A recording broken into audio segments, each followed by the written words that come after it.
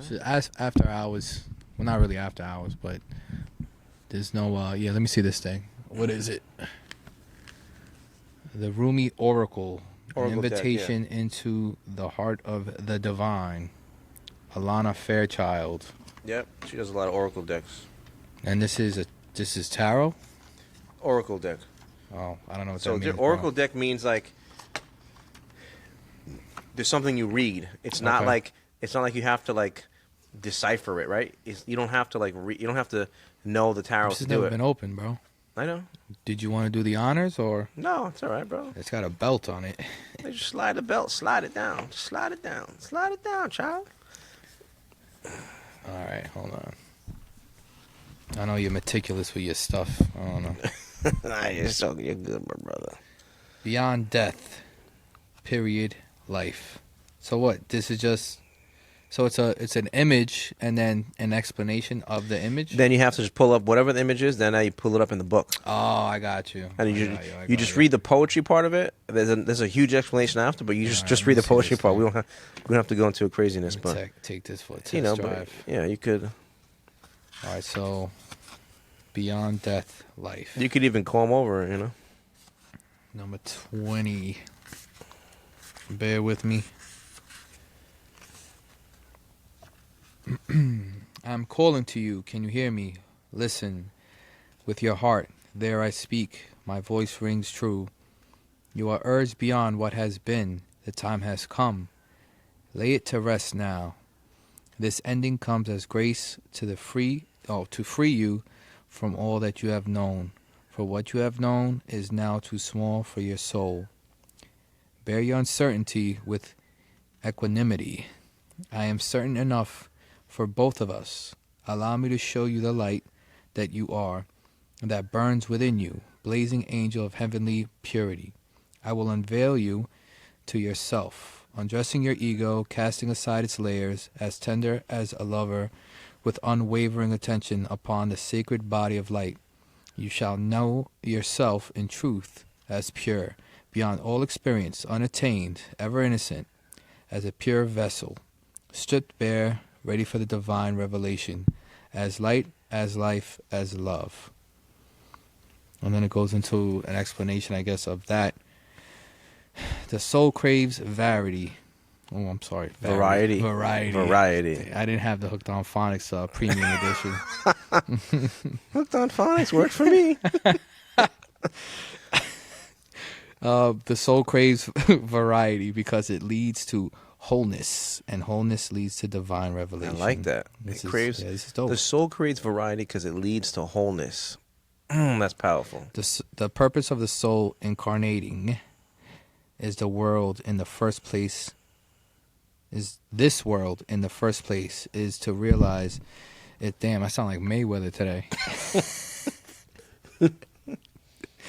Realize its divinity through the sacred crucible of life. The older the soul, the closer it is to realization of divine oneness, and the more powerful its determination to shed that which would constrain complete and conscious immersion. Sorry. You know what's crazy? Sometimes, like the Spanish accent will come out, but I don't speak Spanish. Oh, really? Weird. No. I don't Nunca. know. Nunca. Nunca hablas No español. sabo. Es un palabra, amigo. Yeah. Into divine presence. And then, wow, this is dope. I like this. It says, so here you are, an old soul at the edge of something you have known, at the cusp of an ending and a beginning. Perhaps you are ready in surrender and falling in, or perhaps you are fearful and resisting as you greet your unknown destiny. Yet this moment is happening because your own divine soul has chosen for it to be this way, so that love may grow. There is no punishment in this ending, nor is there anything to fear. There may be pain, there may be grief and loss. There may be uncertainty and even insecurity. Yet you have a heart big enough to bear such a growing pain. Your heart is even big enough to receive the joy that is lying in wait for you as you stumble across her in the course of your clumsy, inspired travails into new life. Yeah, he was a Sufi mystic. It's crazy. It's good. I don't know. You want to give this thing a crack? Okay. Should I put the belt back on? No, I want to look No. through those. Oh, all right. Yeah. I want to The fold any belt's been pulled pages or off. anything. There you go, buddy. All right. You should probably shuffle it, right? Oh, we want to shuffle it? I guess. If we're gonna get crazy. This guy wants to get crazy.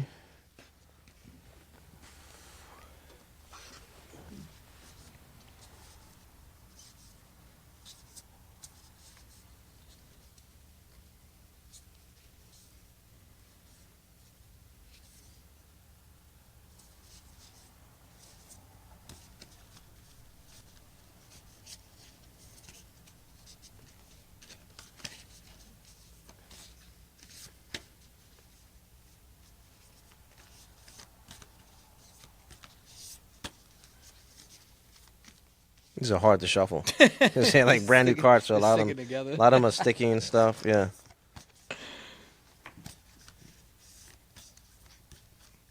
So, what do you think about this building, bro? It's crazy. Like we're on the second floor. It's 3,600 square feet on above us, and then also below us. And somebody could walk in the door unbeknownst to you, and you just feel the energy shift in this place. Like it's crazy, right? Is the doors locked? Yeah. Before, in the last episode we recorded here, I felt or heard like somebody was walking up here. Yeah. And I heard creaking, and I felt the presence like there was someone was about to walk in. I don't know if you felt that. Yep. Yeah. And it's like right. It's crazy because when it does happen and somebody's actually walking up those stairs, right before they get to the door, everything goes silent in the room.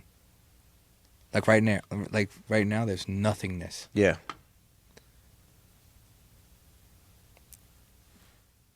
You see what I'm saying? Oh yeah. I thought I saw something move over there too before. We gotta wrap this up, buddy. No, that's all right. I mean, listen. When you do God working, there's no fear. We got angels around us, my brother. I'm scared. All right, so I pulled a card after my wonderful shuffle method with these brand new cards that was sticking like crazy. And the card I pulled was number 25. The title is Beyond the Threshold of Fear. Oh wow, we were just talking about that. Wow. So let's see, number 25.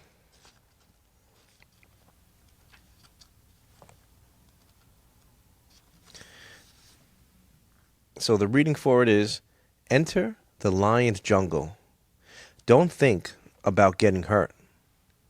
Fearful thoughts are phantoms of the mind. No one is harmed in this jungle. Everything is compassion and love. It is your fear holding you back like a bar behind the door. So the explanation says, how I celebrate for you, after so long away from home, you are finally returning beyond the threshold of fear. You dispense with your doubts, hesitations, cautions, and tentativeness. They are old friends with whom you no longer have anything in common. Goodbye, old friends. I wish you well. You say whilst turning your face to the burgeoning light of a new and yet ancient world. You are visiting as though for the first time, and yet somehow also remember deep in your sacred heart. Finally, we can sit together in the charming courtyard at home. We shall tell our tales of adventure and laugh, and we'll dance and sing. Eventually, day shall pass into night, and we'll gaze beneath our feet, our mouths gaping open in awe, and minds utterly blank, rendered dumb in sweet submission to beauty, as we watch the world spinning on her axis. Continues by saying, after so long you are changing your relationship to fear. No more shall it hold you in its thrall. You are becoming able to observe it, to witness it, even to have compassion rather than resistance, indeed of unconsciously sabotaging your growth and choosing To slumber in darkness, you awaken and delight in the light and sound of your divine being. How many words on that book? Not the book, the card. How many cards? No. Oh, how many words? Yeah. 5. So 5 words turn into all of that. Yeah, and that's not even. I only read like maybe an eighth of. But so it's, human emotions the same way. Or that I don't know, or that okay from whoever you're speaking to. That's how deep it is, and I think we fail to realize that in the art of conversation or the art of connectivity. We not everything is surface, and Oh yeah, no. that's a perfect example of the ability to peel back layers. Mm-hmm. Yep. Is truly the gift of the conscious. I don't know. It's like just to be conscious in the now. Sometimes you breeze over the text, you breeze over the words. The ability to see your partner, a friend, somebody in your circle, and kind of see them in a way where they feel seen, and you can make their feelings valid. That's why it's all about beyond the threshold of fear. Yeah. So vulnerability, I guess, right? Well, think of it more. Beyond the threshold of fear, what is that? So, if fear, something we go through all the time. Like I'm afraid of not making it to a place on time. I'm afraid of not being enough. I'm afraid of not making enough. I'm afraid of not doing enough. So it's getting to a point of going beyond that threshold, where fear doesn't linger and infect your thoughts, your words, your actions, your emotions. So I think it's all telling you just to get beyond that point. When you could get beyond that point, that's when you could really like notice your partner, notice the beauty in your friend or relationship and your brother, and it's getting past the fear point. I think, masonry does that pretty well, right? Well, yeah. I mean, that's funny because I was going to kind of do-si-do into that. Yeah. Because there are symbolic penalties, right? In masonry, allegedly. Why do you keep your word? Is it because of a penalty, or is it because it's just true to your character and your obligation to God? There's no thinking about anything, Why do you do your job? Do you do your job because you like it, or do you do your job because you don't want to get fired? There's 2 types of employees, and certain ones kind of cruise through and do enough to not get fired, and then there's others that excel because they actually like doing their job, or because they made some type of commitment and they honor that commitment. Excellent. I wanted to also, I noticed from Corman over to the next page, it looks like on the bottom at the end of the explanations, there's something called, it says a sacred honoring ritual. Okay. So I thought maybe I could read some of it, and maybe in the future we could do it, or the viewers could do it. What card is it? So it's the same card. Of fear. So okay. It looks like in the back of all of them, they might have like a little a ritual, because it gets supposed to help you. Yes, they all have that, because you're supposed to really like meditate on the card. And it says, it's great. It says, place your hands on your belly and say aloud, with the aid of Rumi, who loves me without condition, and the loving grace of Mother Earth, I lay down all old fear that no longer serves my great soul's purpose.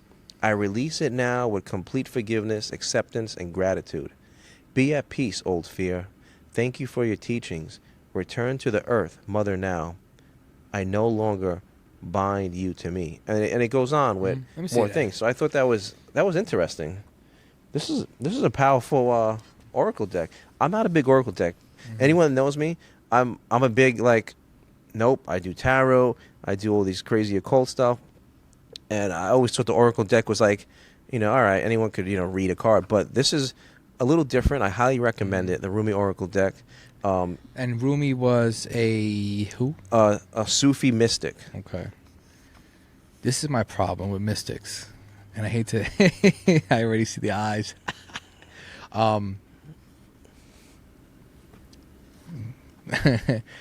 Nah, seriously. So I was sold. Right? But then you get to the point, What? and I don't know. I'm like, ego with me. I don't really like ego, right? I know. I see you I'm squinting trying your to. eyes. I'm just trying to There was a comprehend. trigger. There was a trigger there. Oh, okay. There was a Let's trigger. let's. And this is why, like, This is when the psychology degree yeah. kicks in. Nah, I don't have a. You do though. Okay. Place your hands at your belly and say aloud, with the aid of Rumi. Why do I have to say your name? Think of it as like, when you have when in the Catholic Church we have saints intercede for us. Mm-hmm. So think of it as they're saints. They pass over to that realm of the other Mm-hmm. side. So Mm-hmm. they're closer to God in a sense Mm-hmm. than we are. So I see it as that you're interceding. You're asking Rumi to help and intercede for you because he was a well known mystic, and even I want to say a prophet. Mm-hmm. But yeah, it does sound a little weird, like, right? It's like you're. I'm big on, connectivity and, Mhm. and honing that skill of having a relationship with your creator, with Yeah. God. I there's just something that rubs me wrong about It's having okay. to speak to somebody to speak to my somebody. Yeah, that's true. I think I see it as it's intercession. It It doesn't explain it like that in that book. no. But I stopped at that. I stopped listening for a little bit by the aid of Rumi. What? I don't need your help. I like your books. Well, think about it. When you're. It's like somebody, like for me, like I was a mechanic Mhm. prior to my current employment, and you had like I see it as gatekeeping, right? So you have certain people that won't teach you a skill because it brings them value. But I'm just saying. I'm not saying that this was No, the no, yeah, intention of of said course. person, but Think of it as Pythagoras, right? hmm He's aiding us because he created the Pythagorean theorem, which they still teach in school, right? right, That's all it is. Think about like Edison. He's aiding us because he created the light bulb, right? right, Think about Tesla, right? So all these people, they're still aiding us because their idea they brought into reality. yeah, but But I know listen, I'm no, optimistic, so I'm always I'm with trying to it. Of give an course, of course, optimistic of course, of course, explanation. of So, course, of but course. yeah, I get it. It was a little when I read it, but I know I was staying in my character of reading, and yeah, it did sound a little weird. It's something that we're not used to. I As wonder. I wonder if all of them are like that. So, well, like we were speaking earlier about everlasting and your legacy living past your mortal body, right? Mhm.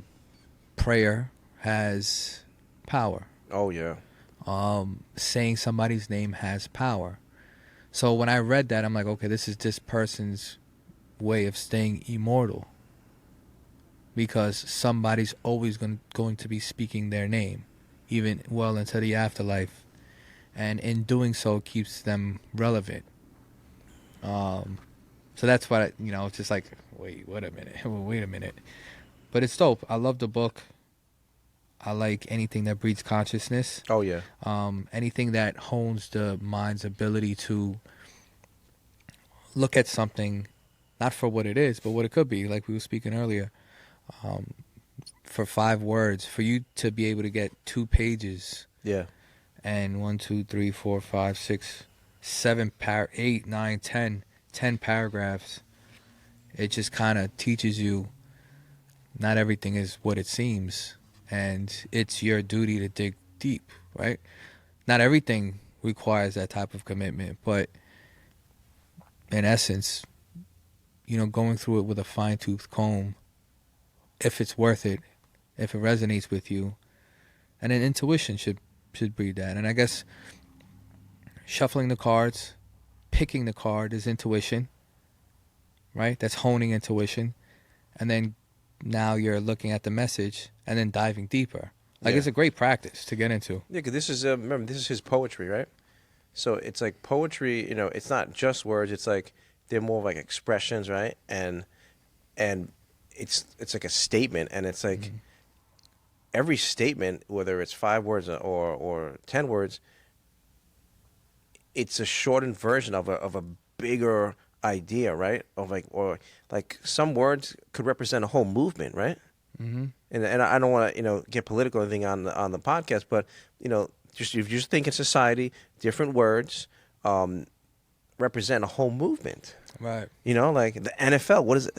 That represents all the stadiums, the games, right? So it's these words are ways to pack huge ideas and concepts or movements. Of course.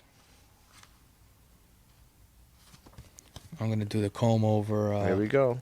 And then I gotta get. Just stop, I'll right? get the card to match it. Breed intuition.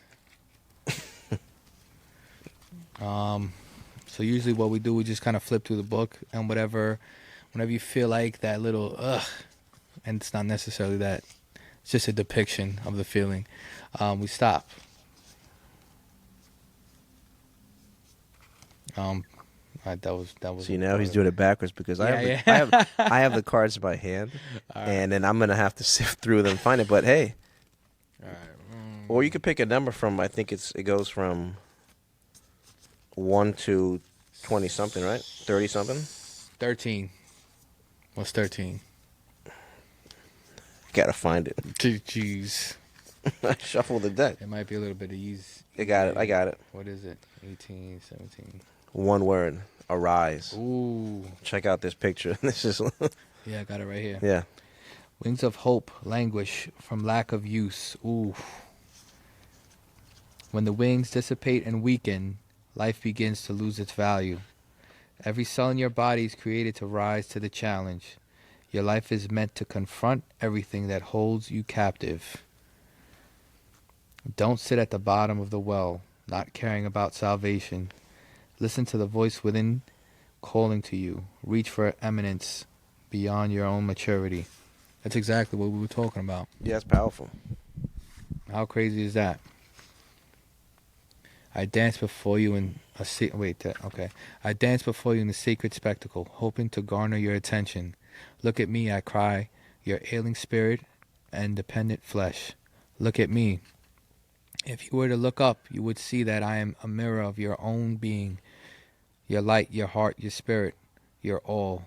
Yes, there is pain. Yes, there is a letting go, a taking place. And you're frightened and uncertain at sometimes. But you make this mean something that it does not. You make this mean something that it does not. It means that you are to turn. Damn, this is hard to read with this light. You are to turn your head away from what is dying. Turn your spotlight on. The spotlight? Right, oh yeah, I got the lamp right here. Do this gently but firmly. Turn your head towards what is living. Look at me. I will show you truth, and you shall laugh, your deepest belly laughter with so much glee, sharing in my secret that the only force at work in your life is unconditional, loving divinity. And it's like, in short, right? The picture shows it all. Opportunity only yeah. dances with those on the dance floor, right? It's like, look at me, dancing, trying to get your attention.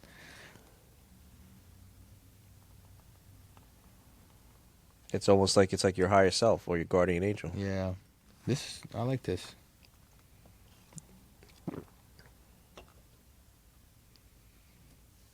This is dope, bro. You want to give that a gander?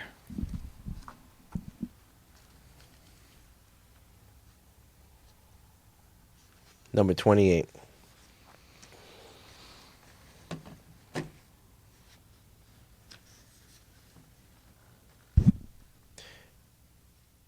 Enter the Garden of Delights. Are you aware that sweetness is found everywhere in town? Are you aware that winter is gone? Wow. And spring has come around? Are you aware that sweet basil and the carnation are whispering in the garden and laughing about how simply everything is found? Are you aware the nightingale has come back from its flight, singing out messages of love to spread delight with every sound? Wow, this is like spot on for, we're just talking about birds, talking about the next season coming in spring, and I think this is a powerful card to help connect to that. Enter the Garden of Delights, but that could also mean the Garden of Delights within your heart too, as well. So let's it goes. There's more. Everything in the garden is granted the right from the divine court to appear for our delight. Everything is here to make the earth green and alive as a haven for our life. What remains buried in the soul will always endeavor to reach out. To reach out, no one truly alive can ever be pawned to a prison or a tomb. So there is a sweet spot when entering the Garden of Delights, a moment where the senses have gorged themselves upon beauty and become heavy with their fullness, slowing the mind so that it can perceive the divine beloved dancing behind the veils of nature. But first comes the sensual feasting. Blooming orchards arrest the gaze with their startling and strange beauty. Nectar from the ripest fruits of the garden drips, luscious and sweet, upon a savoring tongue.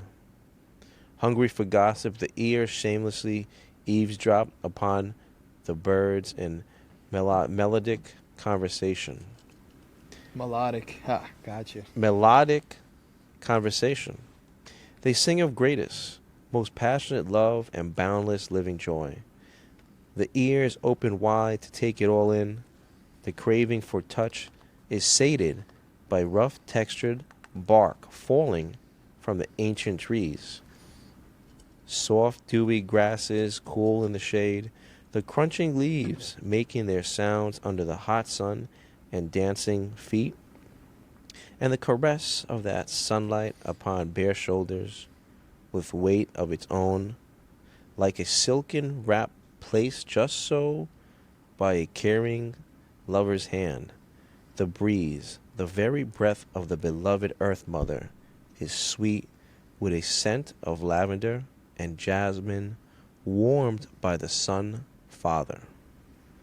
There's still a whole nother paragraph for that, but I think that one is the longest poem we read so far, and I think the deepest, and like it says, enter in the garden delights.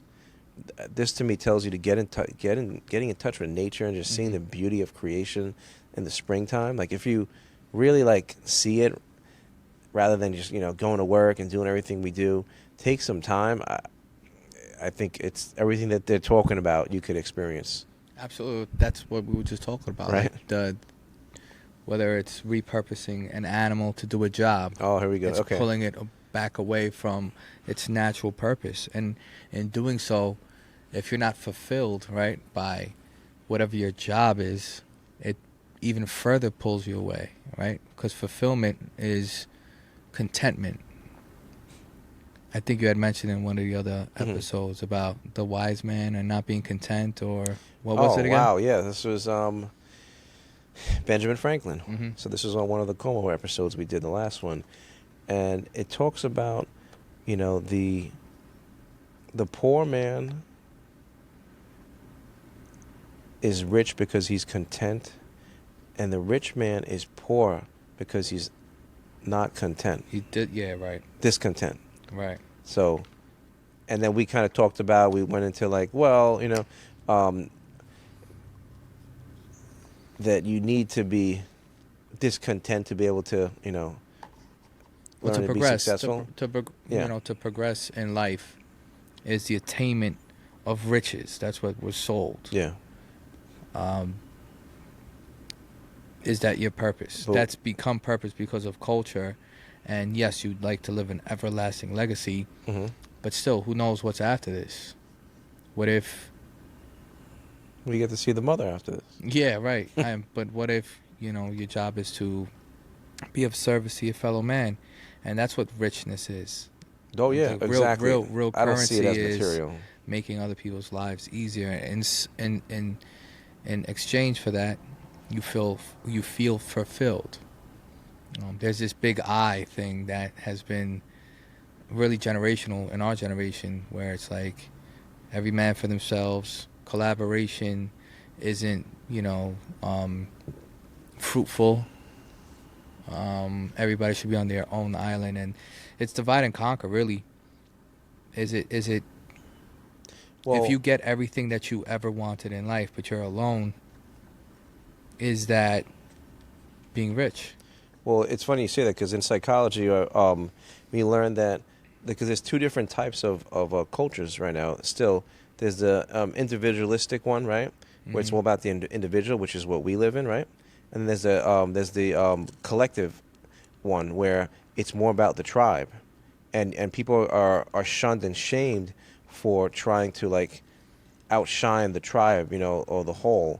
Whereas in our we get praised for someone winning the gold medal, right, or winning the fight, or creating a top 10, song or something. So where because this is an individualistic type of society, but not every society is like that. A lot of societies, especially in like South America, some South Asian countries, are collectivism. So it's all about the tribe and what's good for the tribe, not good for the individual. Why do you think identity has become so important? Where it's sold in such a way where being secluded and having your alone time is so valued.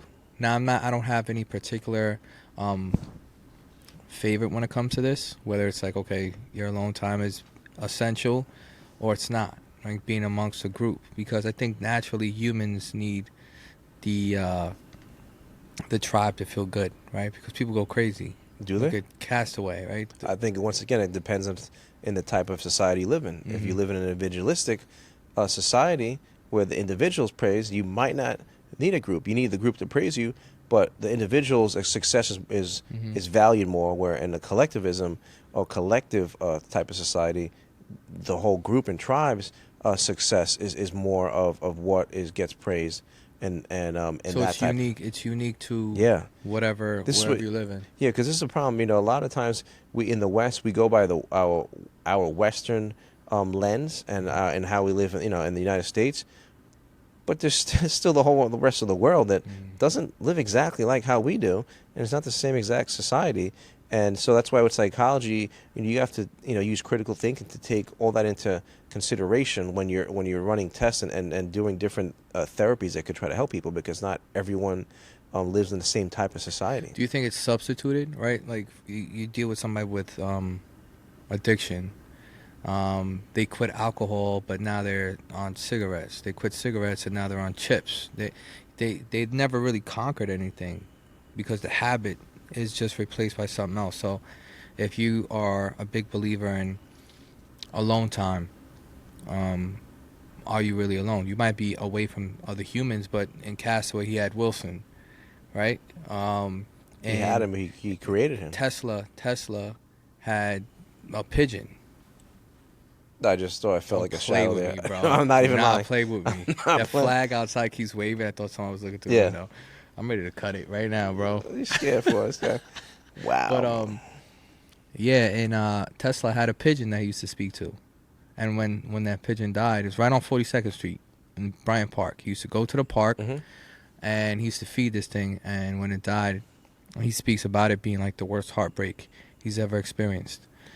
And I feel like you're never really alone because you substituted for something.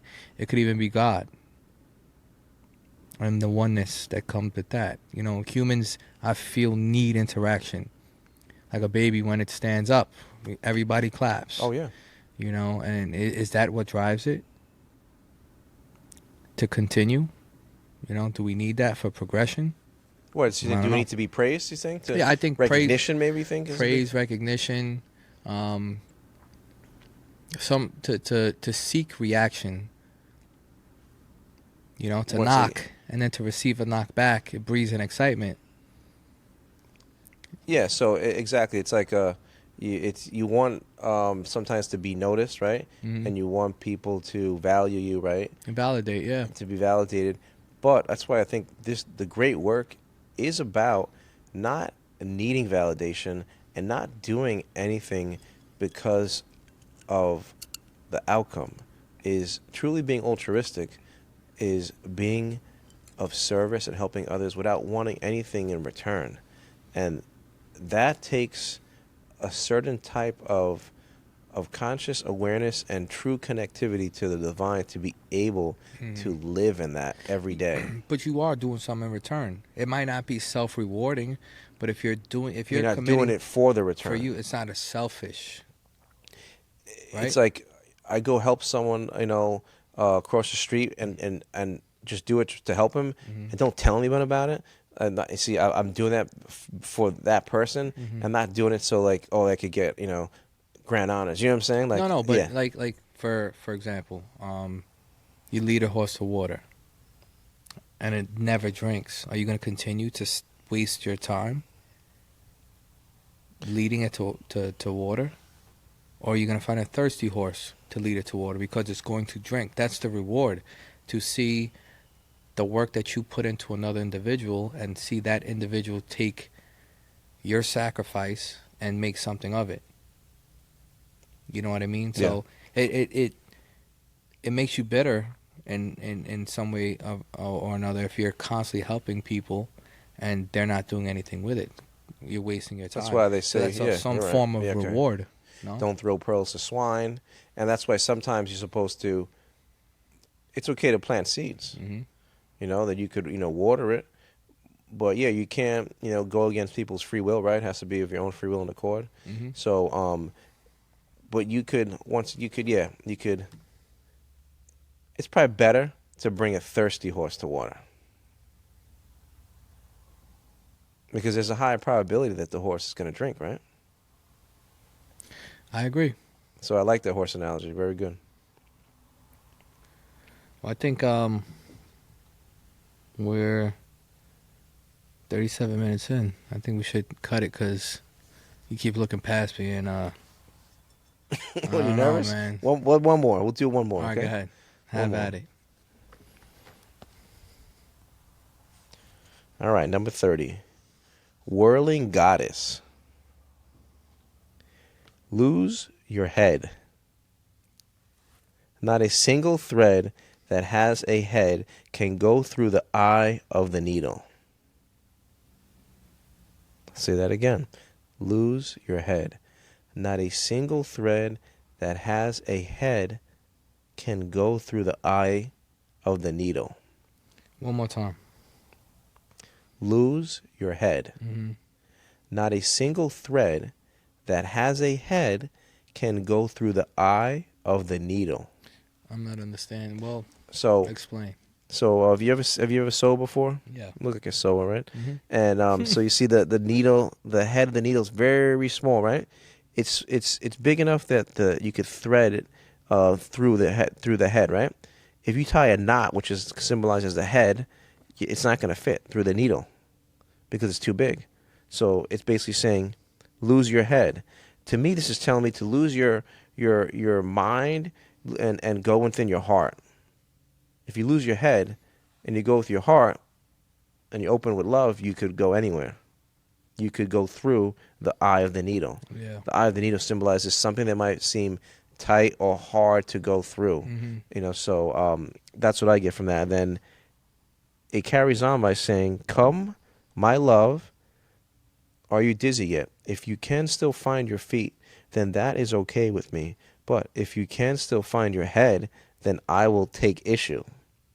There is a great dance, but it cannot be danced with choreographed steps. No, this great dance demands a response rather than initiation, a reaction rather than a direction. Let us dissemble and lose our heads to the great music, the rhythm, held steady in our beating hearts. Our feet shall be moving whilst our minds, inadequate to the task, take the night off. Let me see that real quick. That was 'Cause I heard something different. okay. And That's fine. It goes That's fine. to that classic. You can see things, right? A 6. I'm looking at a 6. You're looking at a 9, right? Same thing. but it's a different perspective. Yep. And you might have said exactly what I'm saying, so forgive me. It's okay. Lose your head. Not a single thread that has a head can go through the eye of the needle.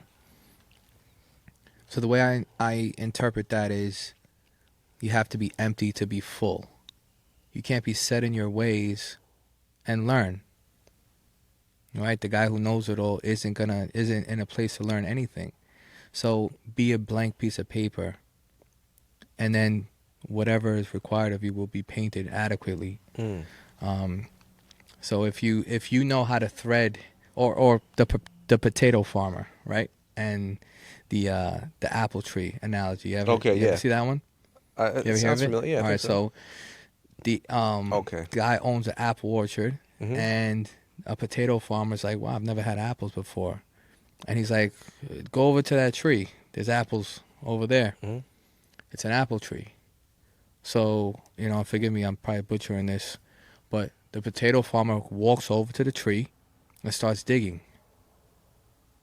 There's no apples in the ground, apples on the tree, but his head is not letting him go through the thread of the needle, right? Yes, okay. So I like that. he's empty to be full. You have to go and you have to, again, I'm directing people, but go into life as a student always. Yeah. So yeah, it's dope.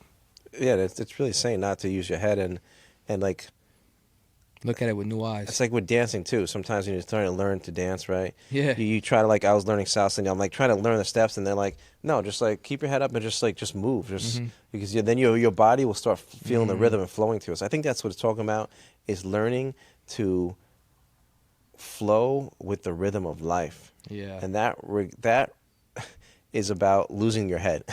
Yeah. Like, meaning losing your past biases and ideas and perceptions about things, and just letting your heart take you. Thank you for switching the camera to me.